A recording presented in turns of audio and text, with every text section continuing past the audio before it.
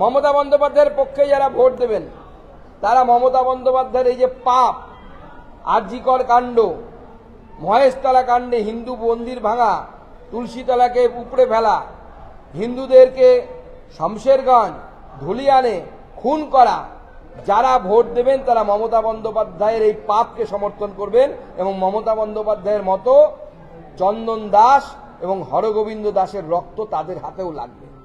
তৃণমূলের বোতামে যখনই টিপবেন তখনই চন্দন দাস এবং হরগোবিন্দ দাস এদের রক্ত আপনার হাতে লাগতে বাধ্য।